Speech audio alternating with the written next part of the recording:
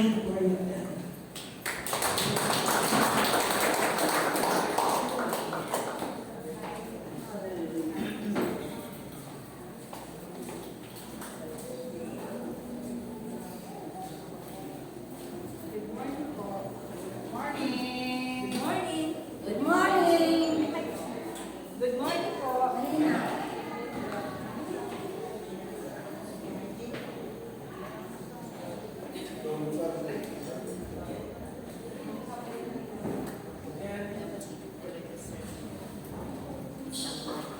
Good morning po. Good morning. Good morning po sa inyo lahat. Salamat sa biyaya ng Panginoon. Salamat sa pagkakataon na muli binigay ng Panginoon sa akin. Purihin ko ang Diyos. Hallelujah, Lord God. Magandang umaga po. Ulit ba? Okay, ang topic ko po ngayon ay faithful God. Okay. Saan yung nagpipigil? Okay po, ang topic po natin is faithful God, Hane Eman.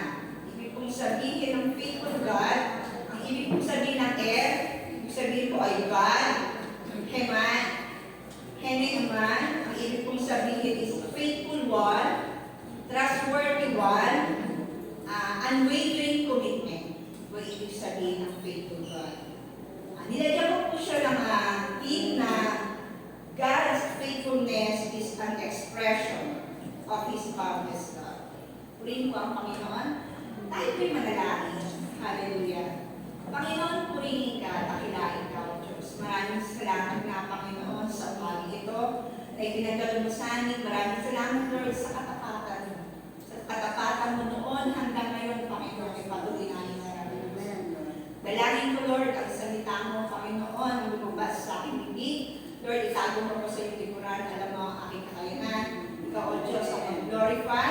Lord, sanctify mo ako, Panginoon. At Lord, gagawin mo yung kapangyarihan, O God, ay sumaamin. Lord, gawin mo kami matabang lupa na tatanggap mo yung salita kung maintindihan namin, Panginoon, O Diyos. Purihin ka, aming Diyos, sa iyong mataas ng papuri pa sa pangalan ni Jesus. Amen. Ang lahat po ng ating text ay kinuha lahat sa Book of Psalms. Diba po? Buong man. Ang Psalms po ay nagpapakita po ng relasyon sa Diyos at sa tao.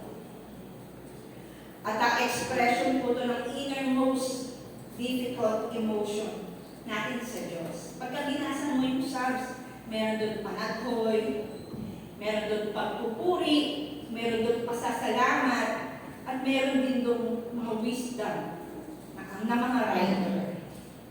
At ipinakita po din yung iba't ibang attribute ng Panginoon sa Book of Psalms.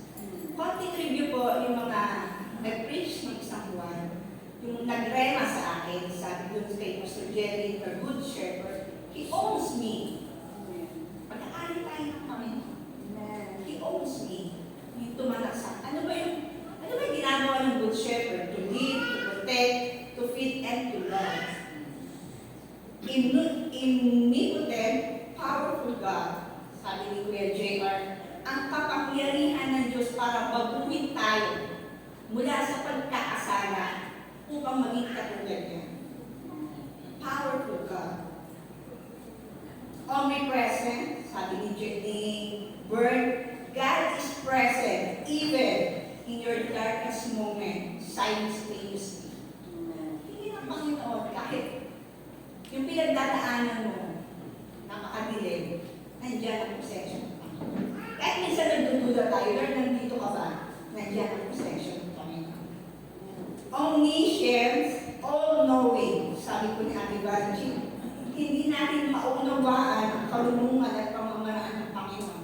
But in the end, it will bring glory. Sana po, yung buong buwan ng attribute ng Panginoon. Alam mo po, pagka pinag-aralan natin ang attribute ng Panginoon, i-inlove ka sa Kanya. Mas lalo mo siyang sasambahin. Mas malalo mo siyang pupurihin at masasalamatan. At i-honor mo ang katangian ng Diyos sa buhay natin. Ngayon po ay faithful God. Ang text ko po ay matatagpuan sa Psalms 103, 8-12. Okay po, basahin ko po. Si si Yahweh ay mahabagin, mapagmahal, hindi madaling magalit, wagas ang pag-ibig. Banayad na akong magalit, hindi siya nagtatanim yung taglay niyang galit, hindi niya kinikimkim. Hindi katumbas ng pagsuway kung siya'y magparusa. Hindi tayo sinisigil, bagamat tayo may sama. Ang agwat ng langit at lupa, sukating may hindi kaya. Gayon ang pag-ibig ng Diyos sa may takot sa Kanya. Kung gaano kalayo ang silangan sa kanluran, gayon din iniaalis sa atin ang ating mga kasalanan. Purihin po ang Panginoon sa mga salita ng ating binasa. Faithful God. Number one po is faithfulness in love. Number one po, faithfulness in love. Letter A, the boundless love of God is merciful and gracious. Sa John 8:3 po, verse 11, ito po yung senaryo na ang mga Pariseo, binitbit niya po yung isang babae na huli sa pangangalo niya. Alam natin yung story niya. Nahuli siya sa pangangalo niya, dinala siya sa Panginoong Jesus. Ang sabi niya, itong babae ito, nahuli sa pangangalo niya. Ang motibo ng mga Pariseo, subukan ng Panginoon kung paano siya mag-judge, anong gagawin niya. Sabi ka, ang Panginoon, relax lang, nagsusulat lang siya sa buhangin. Kinukulit siya ng mga Pariseo. Pero ang sabi ng, ito, sa batas ko kasi noon, kapag nahuli ka sa ganung pagkakasal, anong ginagawa? Binabato hanggang sa mamatay. Inaantay ng mga Pariseo, ng mga leader ng church, kung anong gagawin ng Panginoon. Pero anong layunin ng Panginoon sa makasalanan? Sabi ng Panginoon sa kanila, sige, mauna, bumato ang walang kasalanan. Maunang bumato sa inyo ang walang kasalanan. Siyempre, all-knowing God ang Panginoon. Alam naman niya na lahat naman nagkasala. Tama po ba? Kahit tagapagturo pa sila ng batas. Pero unti-unti po silang nagsirealisan, iniwanan nila yung babae. Sabi ng Panginoon sa babae, may umatol pa sa'yo. May umatol pa sa'yo. Sabi ng babae pala. Alam niyo po, ang unang ipinakita ng Panginoon sa akin, nung noon pa na nagkasala tayo, hindi naman judgment, di ba po? Ang ibinigay ng Panginoon sa atin yung pag-ibig niya. Ang ibinigay sa atin ng Panginoon yung grace niya, yung mercy niya. Tayo po, the church, pag may dumating po ba dito na medyo kakaiba? Hindi kakaiba yung maraming tattoo, may mga hikaw, or LGBT. Paano ba natin sila tinatanggap bilang sa church? Katulad ba tayo ng mga Pariseo na i-judge natin sa kaso? Panginoon po, pag-ibig po ang ibinigay ng Panginoon sa babae nito. Hindi po ba? Meron ako narinig na testimony sa DZAS. Meron isang bakla na nakakilala sa ibang bansa. Umuwi siya sa Pilipinas. Naghanap siya ng church na maakinan niya. Ang sabi niya sa Panginoon, Lord, bigyan mo ako ng church na hindi ako husgahan. Pagpasok sa church, hindi ako titignan mula ulo hanggang pa. Kasi po, ang bakla ko kahit nabalo siya, meron pa rin siyang ganun, di ba? May ganun pa rin siyang kilos o ano pa man. Kaya sabi niya, Lord, gusto ko, bigyan mo ako ng church na hindi ako i-judge kung ano. Hanap siya ng church dito sa Pilipinas. Pagpasok niya sa isang church, niya, Lord, pag ako, pinagtawanan niya ito, tinitigan ako nito, hindi na ako babalik sa church na to. Sabi niya. Pagpasok niya dito sa likuran, sa worship, walang nalagaan sa kanya, binati siya, ganyan. After ng service, inano siya, welcome siya, niyakap siya, walang pumuna kung ano siya. Walang pumana kung ano yung nakikita sa labas niya. Ano naramdaman niya?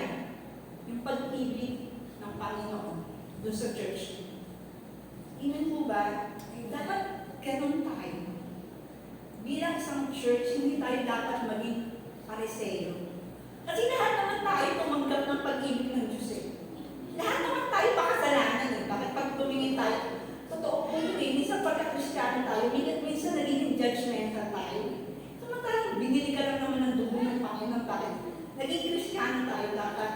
mas naiintindihan natin yung mga taong nagkasala. Amen po ba? Amen. Ang ipinadama ng Panginoon sa babae, pag-ibig at mercy. Ang katapatan ng Diyos ay di nagbabago kahit noon na makasalanan pa tayo. Ang sabi ng Panginoon sa babae, go and sin no more. The boundless love of God, pinalaya tayo sa kasalanan. Hindi po ang Panginoon dahil ganun ang pag-ibig ng Panginoon sa atin. Hallelujah. Sa letter B po, slow to anger. Kinuha ko po ito sa Book of Hosea. Ang Book of Hosea po, pag binasa natin, inilarawan ng Diyos ang bansang Israel bilang kanyang asawa. Kaya lang unfaithful na asawa, inilarawan ng Diyos sa Book of Hosea. Sa asawa na lagi siyang ipinagpapalit. Lagi siyang ipinagpapalit sa ibang-ibang Diyos. Bakit ba Israel? Makakita lang sila ng ibang Diyos-Diyos? Yun ang hanggang yung sinasamba nila. Hindi nila lagi naaalala kung ano yung ginawa ng Diyos sa kanila. Ang bilis-bilis nilang ipagpalit ang Panginoon. Sabi ng Panginoon kay Hosea, Hosea, asawahin mo ko si Gomer. Isang prostitute. Mahalin mo siya.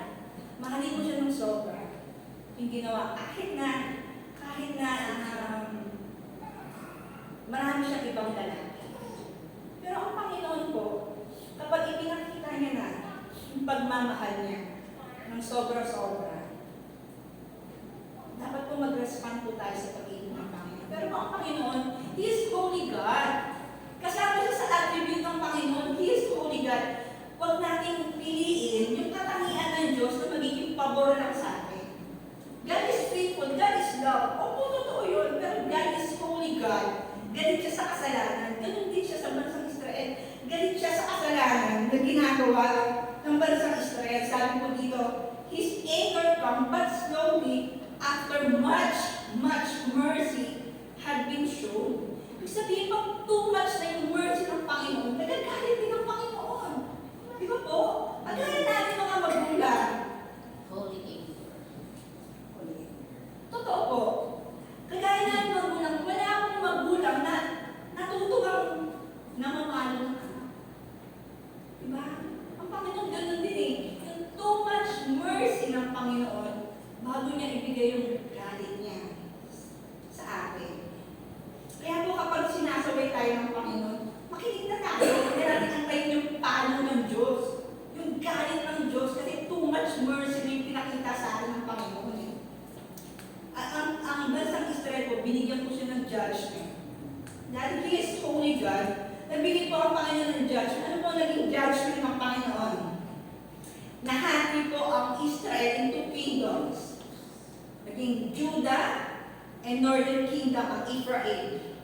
Winasak ng Diyos ang lahat ng kanilang mga Diyos-Diyosan.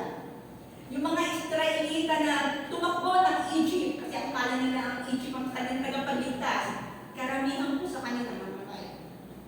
Grabe ang galit ng Panginoon. Tapos, matindi pong gera, yung ng gera ng Assyria sa kanila. Yung hirap, gutom ang pinaranas ng Panginoon. Pero po, masakit sa puso ng Panginoon. Sa parusahan ng bansang Israel, napakasakit sa puso niya ng parusahan ng bansang Israel. Kagaya nga po natin. Sabi ko namamalo ko sa anak ko, sabi ng bunso ko, anak, mahal, may nagkakaroon bang pinakalo? Sabi ng anak ko, may nagkakaroon bang pinakalo? Siyempre, anak, sabi ko gano'n sa kanya, pagka hindi ba kita pinalo, makikinig ka ba? Diba? Kung hindi ba paparanas ng Panginoon yung saway na sa'yo, makikinig ka ba? Sana mo makinig tayo kasi mahirap po makaranas ng Panginoon. Pag binasa niyo po ang Isaiah, Jeremiah, ang Hosea, makikita mo po kung gaano ka-broken ang Panginoon sa bansang Israel. Makikita mo yung emosyon. Pag binasa mo ang Hosea, may emosyon ng Panginoon. Tama po? May emosyon siya, nagagalit siya, nasasaktan siya, nabobroken siya sa taong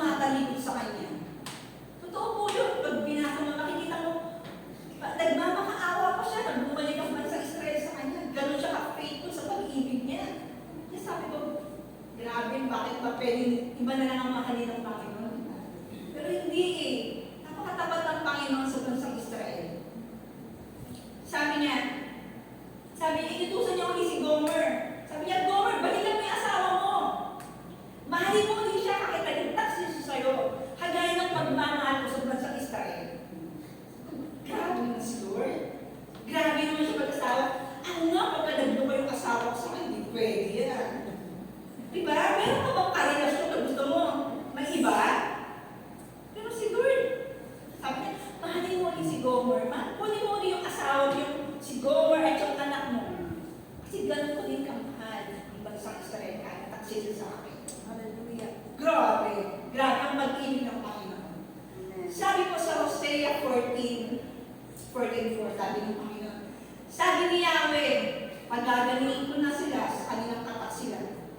Mamahalin ko na sila nang walang katapusan sapagkat napawi na ang galing ko sa kanila. Grabe ang pag-ibig ng Diyos sa bansang Israel. After judgment, laging may restoration. After judgment ng Panginoon, may restoration. Pag pinalo ka ng Panginoon, i-restore ka ng Panginoon, hindi ka niya kakayaan, nakalubog ka lang dyan. Galit ako sa'yo, dyan ka lang. Panginoon, after ng judgment, lagi may restoration, ibinibigay ng Panginoon. Lalo na sa kanyang bayan. Sabi ko sa Lamentation 3:22 and 23, the steadfast love of the Lord never ceases. His mercy never comes to an end. They are new every morning. Great is thy faithfulness. Alam niyo po, kung alam natin ang background ng Lamentation, panagpoy, puro iyak ni Jeremiah. Pero nasulat niya, yung awit na kinakanta natin, the steadfast love of the Lord. Ang sarap-sarap niya, kahit po, di ba po, kahit pinuproseso tayo ng Panginoon sa pagtutuwid, pinaparamdam ng Panginoon yung pagmamahal. Di ba po, lagi sasabihin katulad ng magulang. Kahit pinuproseso tayo ng Panginoon sa pagtutuwid, sa pagsasaway, nandun pa rin po yung pagmamahal. Kaya wala tayong karapatan lumayo pa sa Panginoon. Amen. Amen? Amen. Pinaparusahan ng Panginoon. Pinaparamdam pa rin yung pagmamahal mo. Hindi dapat magmatigas ka pa sa Panginoon. Sinaway ka na eh. Nalayo ka pa ba? Sinaway ka na, magmamatigas ka pa ba? Ano ba bang gusto mong judgment ibigay ng Panginoon sa'yo? Pag tinawid ka, ang pastor, sinabi ni Pastor Jerry, meron siyang ganun eh. Ganun lang muna-una. Eh, matigas ang ulo, may paano nga? Ganun ang pastor eh. Ganun ang pastor. Kaya kapag ka sinasaway ka ng Panginoon, huwag na tayong lumayo. Amen. Amen? Huwag tayo lumayo, huwag na tayo magmatigas. Hindi tayo mananalo sa Panginoon. Amen. Kahit sa Panginoon, hindi ka mananalo sa Panginoon. Praise po ang Panginoon. Amen. Sobrang tapat ng Diyos sa kanyang pag-ibig, forgiveness, restoration, and healing ay binibigay ng Diyos sa mga taong nagkakasala sa Kanya. Slow to anger, too much mercy, bago niya ibigay yung judgment niya sa atin. Kaya makinig po tayo. Purihin po ang Panginoon.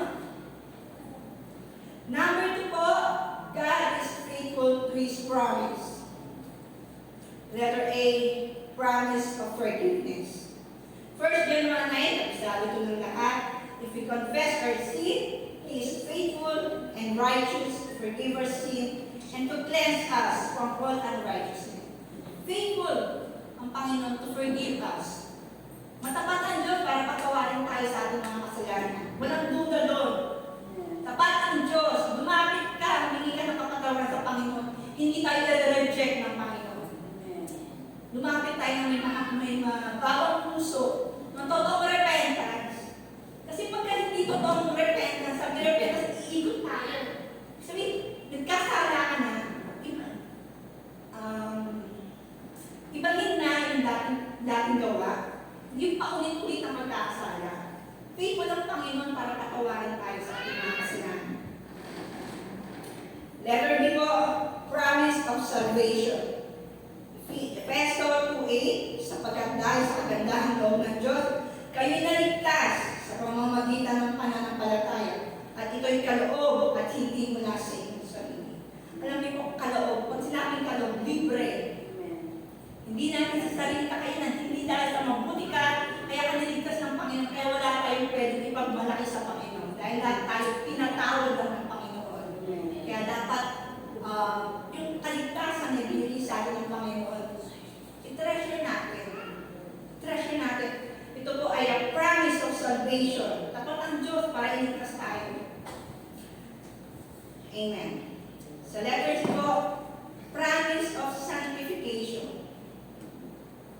Lumayo kayo sa lahat ng uri ng kasamaan na may lubusang kayong gawing banal ng Diyos na siyang nagbibigay ng kapayapaan at panatilihin niyang walang kapintasan ang buo ninyong katauhan, ang espiritu, kaluluwa at katawan hanggang sa pagparito ng ating Panginoong Hesus, tapat ang tumawag sa inyo at gagawin niya ito. Amen. Promise of sanctification. Walang kapintasan ng gagawin sa atin ng Panginoon. Alam niyo po, talagang pupugugin ka ng Panginoon.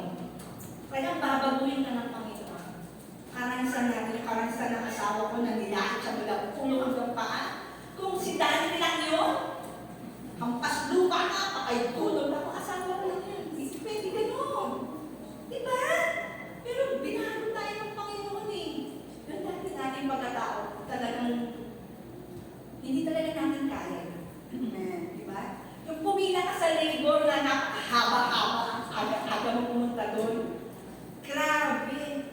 Tapos pagdating ko sa encoder, bawal ang reservation. So yung tatay ko, gusto ko alas 10 lang siya pupunta para hindi naman siya napapagod sa kakapila. Ako yung pumipila ng maaga, madaling araw. Pagpunta ko doon sa encoder, sino to? Asan to? Asan yung pasyente? Sabi sa akin, sabi ko, wala pa po yung tatay ko eh. Sabi ko gano'n. Sabi niya, hindi pwede reservation sa pila. Sabi sa akin gano'n.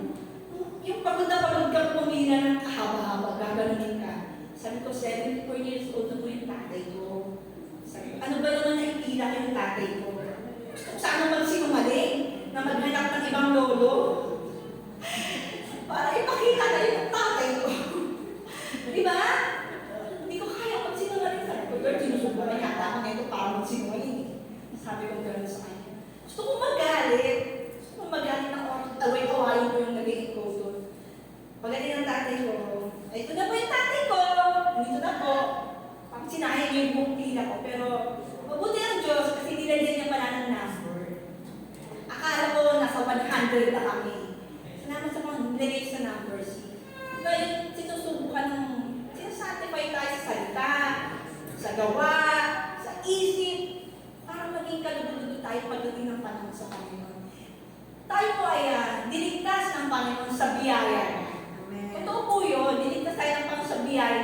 Pero po yung tinatanggal sa atin ng Panginoon. Tinitrim tayo ng Panginoon. Hindi pwedeng naligtas ka noon, ganun ka pa rin. Dapat may pagbabago tayo sa Panginoon. Amen po? Amen. Promise of strength in times of temptation and trials. 1 Corinthians 10:13, wala kang pagsubok na dumating sa inyo na hindi pa naranasan ng ibang tao. Tapat ang Diyos at hindi niya ipahihintulot na kayo'y subukin nang higit sa inyong kakayanan. Sa halip, pagdating ng pagsubok, bibigyan niya kayo ng lakas, ng kakayahan ito, ng paraan upang malagpasan ito. Walang pagsubok na hindi pinahintulutan ng Panginoon. Amen. Lahat ng dumarating sa atin, pinahintulutan ng Panginoon. Pero, hindi ito yung consequence. Kaiba po yung pagsubok at yung inaangin natin kasalanan. Diba po? Ang consequence ng kasalanan, mahirap po yun. Kasi gumawa ka ng kasalanan, inaangin mo yun. Ang pagsubok, hinukubo po tayo ng Panginoon. Na naaayon sa kanyang kaluwalhatian. Magkaiba po yun Binibigyan tayo ng Panginoon ng lakas para malagpasan ang pagsubok. Binibigyan tayo ng karunungan kung anong gagawin natin sa nangyayari sa buhay natin. Binibigyan tayo ng kapayapaan ng Panginoon upang tayo po ay magtagumpay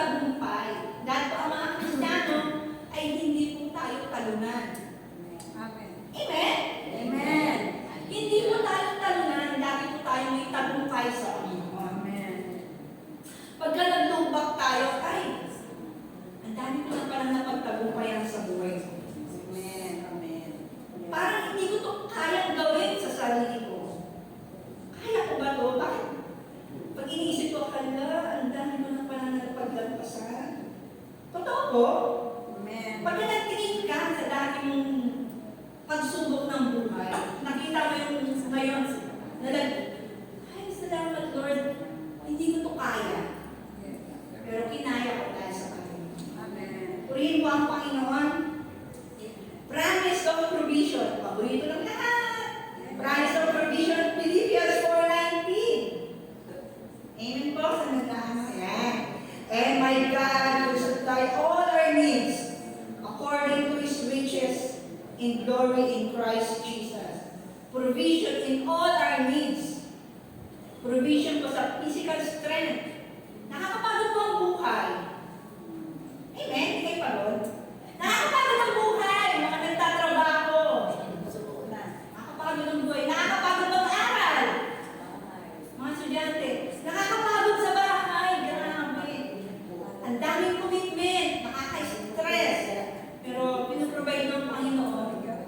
Kapag tayo lumapit sa Panginoon, na mahinga sa Panginoon, Amen. provide ng Panginoon ng palibagong lakas. Amen po ba? Amen. Galing po ang Panginoon. Kasi hindi lang ladies sa finances. Sa emotional strength din po, hinibuild ng Panginoon. Binibigyan tayo ng kapayapaan ng puso. Kapayapaan ng isip. Kahit naman may problema tayo, pinaprovide ng Panginoon yung kapayapaan sa puso at isip natin. Nakakatulog na mahimbing. Amen. Kahit ang dami-dami natin pinagpuntaan. Provision po yun ng Panginoon. Puri po, promise po ng, sa needs natin financially. Alam niyo po ng asawa ko, laki kong itetest kayo, siyempre, ang pamilya natin. Nung asawa ko po ay isang buwan na hindi nakabiyahe. Alam mo naman kami, daily needs. Pag hindi bumiyahe, wala. Isang buwan siya hindi nakabiyahe, nadunin po siya. Naalala ko yung kwento ni Elijah na nagkaroon ng tagutom. Ang nagpakain sa kanya, ano po? Yung uwak. Pakain sa kanya. Sabi ko kay Lord, Lord, nasan na yung mga uwak? Nagpaprovide ang pakakailangan namin. Pero po, totoo yun. Hindi kami pinagkulang ng Panginoon. Grabe ang provision ng Panginoon. Sabi ko nga, may naririnig akong man-preach dito. Nagbigay ako ng 1,000. Bumalik sa akin. Nagbigay ako ng 100. Bumalik sa akin. 1,000. Hindi ko yung naranasan. Nagkakaroon ako ng Lord, hindi pinaparanas sa akin yun. Ang naranasan ko po, testimony ko lang. Ang naranasan ko po ay yung sa widow, yung hindi na uubos yung langis niya. Sabi ni Elijah, di ba? Paglutuan mo muna ako. Bago ka magluto sa anak mo. Di ba? Bigay ka muna sa Panginoon. Ako muna, sabi ni Elijah, bago ka magluto. Hindi ko naranasan yung instant blessing. Pero nag-desire ako sa Panginoon nun. Nalilinig kong preaching. Pero po, ang pinaranas sa akin ng Panginoon, hindi na uubos yung langis, yung harina, ang biyaya ng Panginoon. Amen. Napakabusi ng Panginoon. God will provide everything sa pangangailangan natin. Purihin po ang Panginoon. Amen. Hallelujah. Promise of healing. Sabi sa Jeremiah 17:14, Heal me, O Lord, and I will be healed. Save me, and I will be saved, for you are my praise. Ang Panginoon, nagpapagaling noon, hanggang ngayon sa kasalukuyan. Amen. Sa pamamagitan ng pananampalataya at panalangin natin. Pero syempre po, ayon sa kalooban ng Panginoon. Amen. May mga bagay na hindi sinutugon ng Panginoon kasi hindi ng kalooban niya. Pero hiling pa rin yun. Hiling ng Panginoon si kalooban ng Panginoon sa atin. Kaya ang Panginoon po nagpapagaling hanggang ngayon. Sabi po, sa 1 Peter 2:24b, sa pamamagitan ng kanyang mga salita, kayo pinagaling. Kasama po to ng restoration ng Panginoon na ang Diyos ay nasa krus ng Calvary. Yung kagalingan, Amen. sa lahat ng uri ng karamdaman, binayaran to ng Panginoon. Purihin po ang Diyos. Hallelujah. Number 3 po is covenant keeper. Yung una po, yung mga promises of salvation, promise of healing. Ito po ay for general na ipinangako ng Panginoon. Pag sinabing covenant, ito po ay agreement lang ng dalawa. Para po siyang kasal. Ang covenant ko sa asawa ko lang. Hindi to pwede sa kahit kanino. Di ba po? Pag sinabing covenant, para sa dalawang tao, agreement lang na tipanan. Dito, letter A po is Abrahamic covenant. Makikita po natin ito sa Genesis 12, sa Genesis 17, sa Genesis 15. Ito po yung pinangako ng Panginoon kay Abraham. Ang sabi ng Panginoon, Abraham descendant will become a great nation. Great nation. Pangako ito ng Panginoon sa kanya, sindami ng buhangin, sindami ng bituin sa langit. Ito pangako ng Panginoon sa kanya. Pero po, pinangako ito sa kanya ng Panginoon, 75 years old pa lang po si Abraham. Lahat siyang anak. Promise na ito ng Panginoon. A great nation, pero wala siyang anak. Pinaramis ng Panginoon ito sa kanya. Alam mo po, pinangako ng Panginoon una kay Abraham, yung promise nila ng Canaan. Pinaramis ito ng Panginoon unang-una kay Abraham. Great nation, ang dami na po naging kaaway ng bansang Israel noon pa man. Mga Palesteo, dami-dami ng kaaway, yung mga paligid na malalim na bansa. Kaaway po nila. Pero kahit kailan, hindi sila, Israel pa rin sila. Di ba po? Yung Persia ngayon, Iran yata, Iraq, Babylon. Iran, Persia. Yes. Pero ang Israel, Israel pa rin. Dahil ito yung covenant ng Panginoon sa kanya. A great nation. Si Hitler, ang dami mga Hudyo na pumatay sa kanila, pero andito pa rin ang bansang Israel. Ang hako ng Panginoon, covenant ng Panginoon kay Abraham. Hallelujah.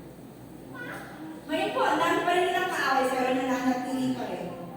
Ano po ba? Yung circumcision. Sa bansang Israel lang naman yun eh. Dahil ito po yung special identity ng mga Hudyo sa Panginoon. Kasi po, ganun po sila ka-special sa Panginoon. Blessing to all nations. Nang si Joseph po, inapon siya ng Egypt, di ba naging blessing siya? Na yung magkakaroon ng tagutom, hindi dahil po sa kay Joseph, dapat po magkakaroon ng blessing, naging blessing. Hanggang ngayon po, blessing. Panahon po ni Daniel, na-interpret niya po yung dream ni Nebuchadnezzar. Ibig sabihin, ganun grabe si Nebuchadnezzar. Hindi niya pa kinukwento kasi mismo yung panaginip niya, nakalimutan niya. Grabe naman po si Nebuchadnezzar. Gusto niya ipa-interpret sa mga matatalino. Ibig sabihin, ang bansang Israel, great nation siya, kahit saan sila idala. Talagang nagdudulot sila ng pagpapala. Kahit na-excite sila sa ibang bansa, lagi sila nagbibigay ng blessing kung saan sila naroon. Kahit po hanggang ngayon, blessing pa rin po ang bansang Israel. Yung technology po ng bansang Israel, blessing pa rin. Yung waves, galing po pa dahil sa kanila. Yung mga sobrang high-tech sa mga medicine na napapakinabangan din po natin. Ibig sabihin, iba talaga ang bansang Israel. Iba talaga sila kasi yung covenant ng Panginoon kay Abraham. Grabe, tinutupad. Noon hanggang ngayon tinutupad ng Panginoon. Yung fulfillment po ng covenant ni Abraham ng Panginoon, yan, nasa Galatians 3:29, at kung kayo kay Kristo, kayo may mga anak ni Abraham, tagapagmana ng pangako. Ano ba tayo? Tayo ay seed of Abraham. Amen. Amen? Amen. Ang Abraham seed, sila po yung mga descendant, sila po yung mga Hudyo.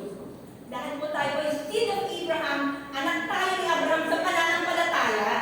Ibig sabihin yung blessing, yung covenant ni Abraham, nagtatamasa rin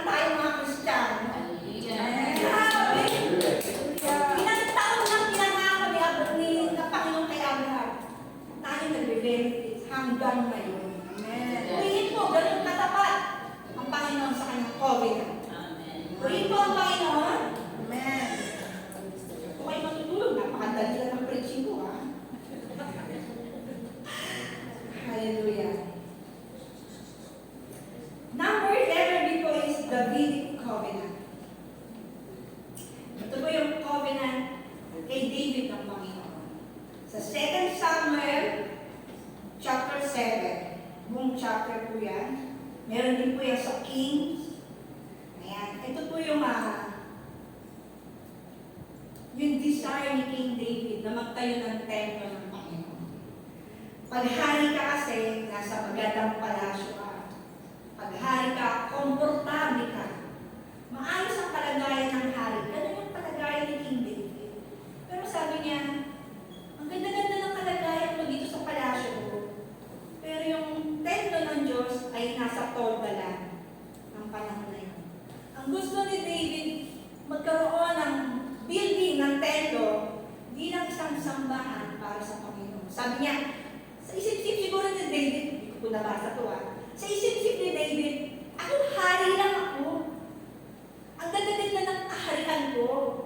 Pero yung Diyos na makapangyarihan sa lahat, na sinasamba ko, nasa templo lang siya. Kaya nagkaroon siya ng desire sa Panginoon. At yung desire na sa puso niya, dahil ang Panginoon ay all-knowing God, sabi ng nagkipagtipan ng Panginoon kay King David. Dahil sa kanyang desire niya. Sabi po sa 2 Samuel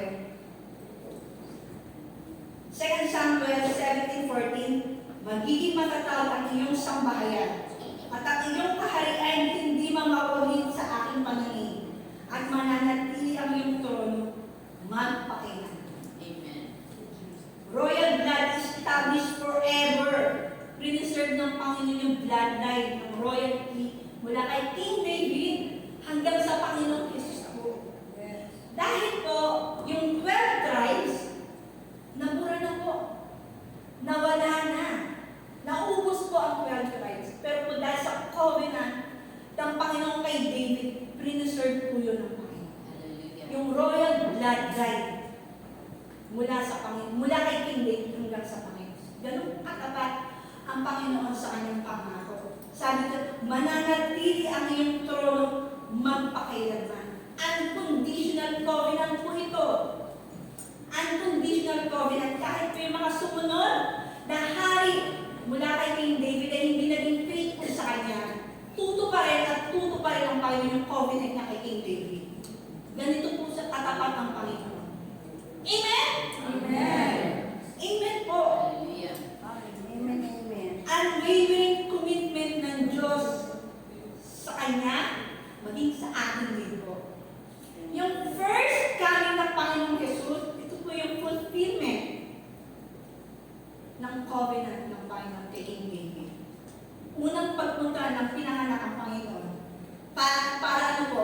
Para po magkaroon ng kaligtasan, magkaroon ng salvation, ng redemption ng tao mula sa kasalanan. Ito po yung fulfillment ng Panginoon kanyang first coming. Pero po, pagdating sa Revelation 2:26, ito po yung future fulfillment ng Panginoon ng David Covenant. Ano po to? Ito po yung 1,000 years na paghahari ng Panginoon dito po sa lupa. Ibig sabihin, maghahari ng Panginoon for 1,000 years dito sa lupa. Kasama po ang mga believers noon. Hanggang ngayon,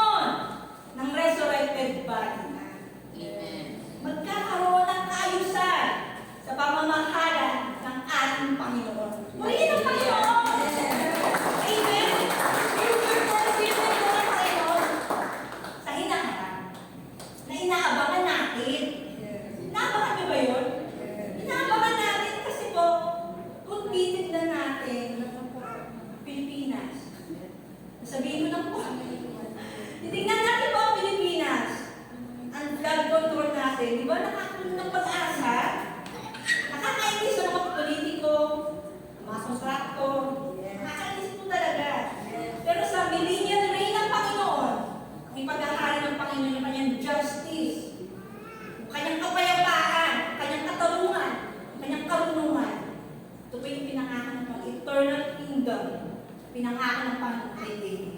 At hindi lang po ang bansang Israel makakaranas nun, ang buong mundo. Dahil sa covenant ng Panginoon kay King David. Purihin po ang Panginoon. Amen.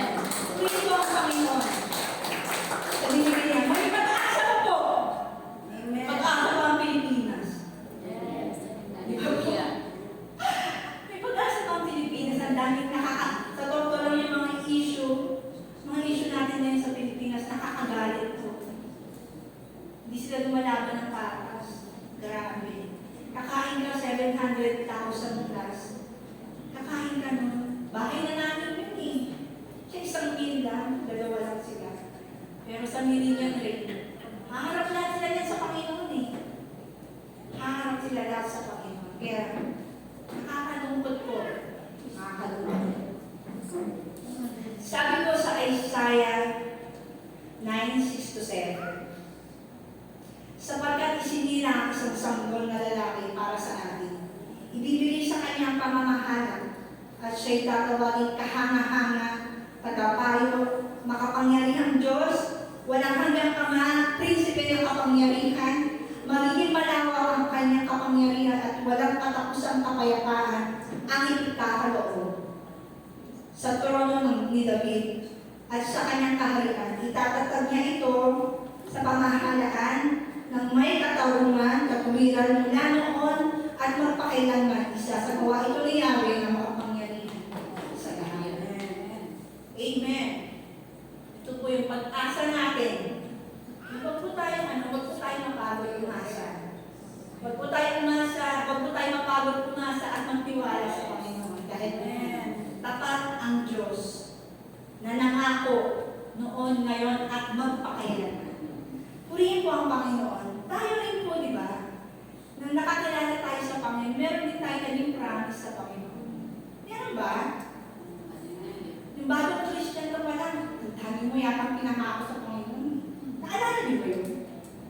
Yung pinaranas mo sa Panginoon. Lord, pag ako nakapagtapos ng pag-aaral, nangako ko talaga ito. Lord, pag ako nakapag-work, Lord, pangako ko sa'yo, Lord. Lord, pag nag-asawa, kaya nagkaanak ako. Ito, Lord, yung pangako. Pero po ang Panginoon, gaantay siya. Natupad ba natin? Hindi. Pero ang Panginoon, tapat pa rin siya. Kahit hindi tayo tapat sa Kanya. Kaya salamat po sa Panginoon. Salamat po sa biyaya ng Panginoon sa amin. Sikapin po din natin.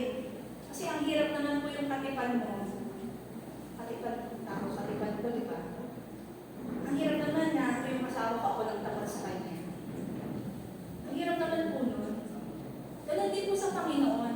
Ang hirap naman po ang Diyos lang tapat sa atin. Sikapin natin maging tapat sa Panginoon. Tuloy po ang mga. Amen. Pakailan po ng ating teaching. Sa akin po conclusion, sa Deuteronomy 7:9.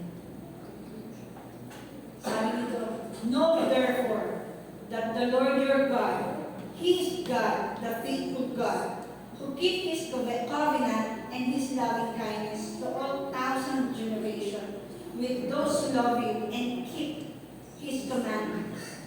3 beses po inulit yung pangalan ng Panginoon. 3 beses. Pinagdiinan ang katapatan ng Panginoon at pag-ibig. Hindi po sumisira ang Panginoon sa kanyang mga. Pag sinabi niya. At yung mga pangako ng Panginoon kay King David at kay Abraham. Salamat sa biyaya ng Panginoon dahil kasama tayo na nag-benefit ng pangako na ito. Sabi ng know that the Lord your God, He is God, the faithful God, who keep His covenant. Ang Panginoon eh. Faithful God, na kinikip niya yung promise niya, kinikip niya yung covenant. Mangyayari at mangyayari kung ano yung pinangako ng Panginoon. Kung nangyari yung pinangako ng Panginoon kay King David, kay Abraham, kung ano yung pinangako ng Panginoon sa'yo, na inaangkin mo, mangyayari din yan. Mangyayari din yan sa kalooban ng Panginoon. Pray po ang Panginoon.